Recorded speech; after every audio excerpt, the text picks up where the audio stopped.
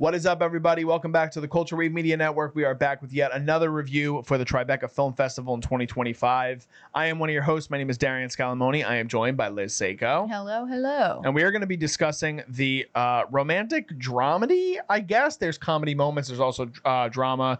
It is called The Best You Can. It is written and directed by Michael J. Weithorn. Has a pretty starry cast. Kevin Bacon co-stars with his real-life wife, Kyra Sedgwick. It's their first movie, I think, in about 20 years together that they've done since The Woodsman, which I think was a movie he directed. Judd Hirsch is also in this movie, Brittany O'Grady, Olivia Luccardi. There is a cameo from Romano in this movie. So a starry cast.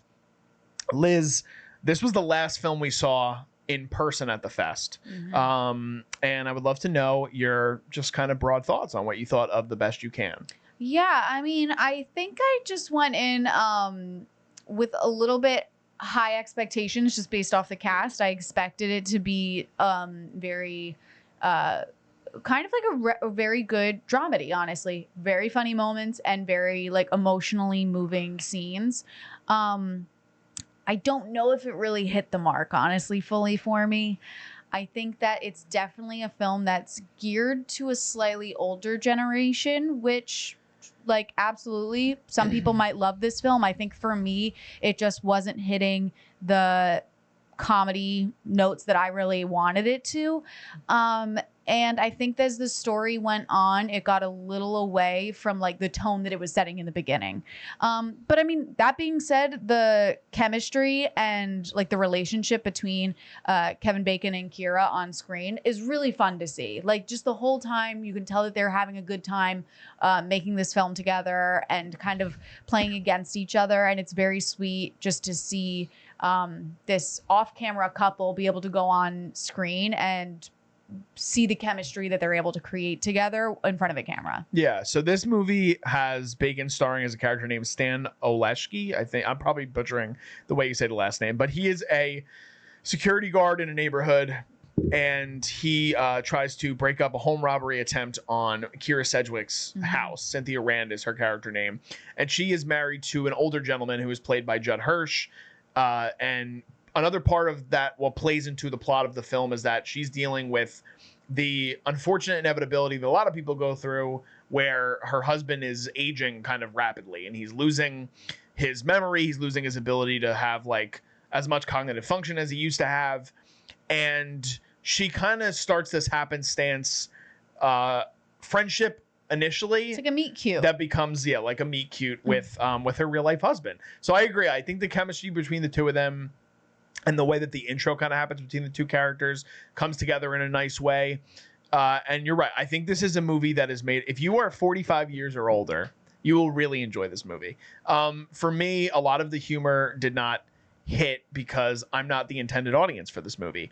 So though, like you said, I do think that the chemistry between the two leads works really well. I think that there are some scenes along the way in this movie that feel a bit awkward in terms of the execution and what they're necessarily going for.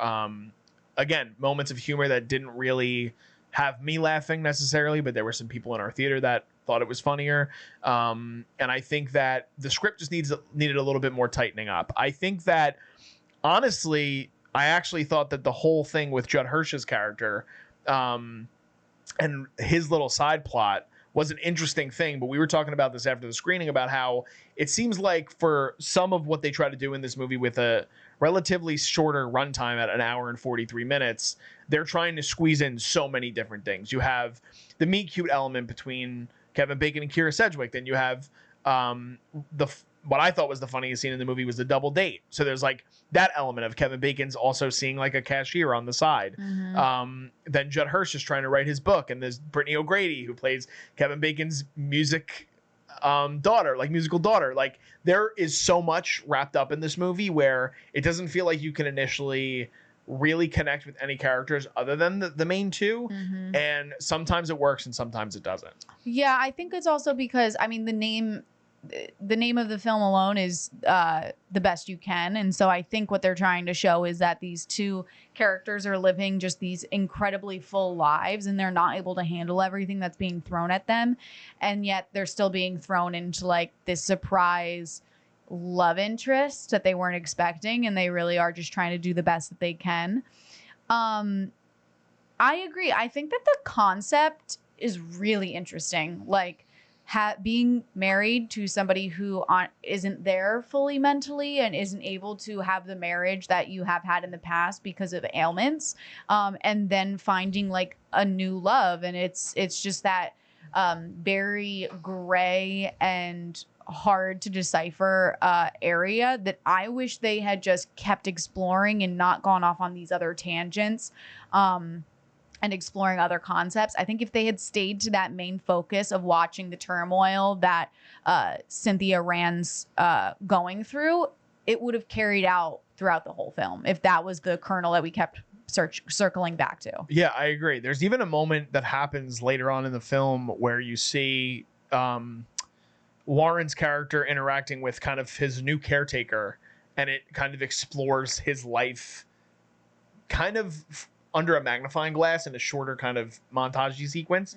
But it's like one of the more emotional beats of the movie, and it makes you actually really decipher more of what he was going through and what Cynthia was avoiding, but also what she had to deal with as a wife for so long. So for me, I agree with what you're saying. I actually think this movie would have worked so much better as a drama. Straight drama. Because I think that the comedy doesn't necessarily work.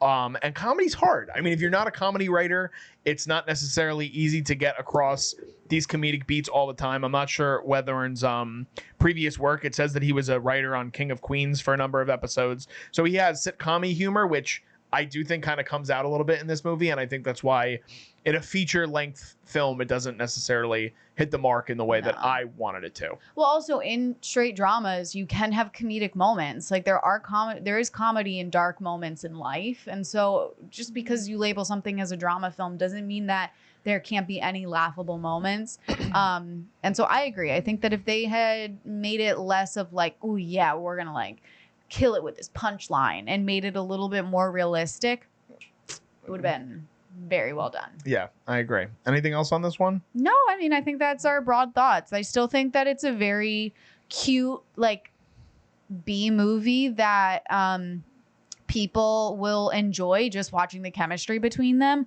I don't think you're going to go into this, just don't go into this film expecting something that you haven't seen before, or something that's like extremely... Or get this emotional cathartic experience. Yes. Although, I mean, I did love the ending. I thought the ending was very moving. Yeah, I disagree a bit on that, but I'm not going to give away necessarily what it is. I just don't think it was built up in a way where it felt natural as the viewer. Yeah. But it's a well-written scene. If you have a connection to what happens in the film in your own personal life, then you might feel that emotional pull. That is true. Yeah, but that's my piece. Let us know if you guys checked out this film the best you can. What were your guys' thoughts? Or is this a film that sounds like one that you want to go and see? I don't think it has a distributor yet, so maybe it's looking for distribution. Maybe if you guys write in the comments, might help along the cause. But give this video a like if you guys can. Subscribe to us here at the Culture Rate Media Network. We have tons of other reviews for the Tribeca Film Festival up on the channel currently and upcoming if you guys are seeing this later. We've seen so many movies already this month, so we're excited to share all this stuff with you guys. And you guys could also follow us on social media if you don't already. All that information is below me in the video, and it's also in our YouTube description. So just signing off, I'm Darian Scalamoni. I am Liz Seiko. And we'll see you guys next time. This is The Culture.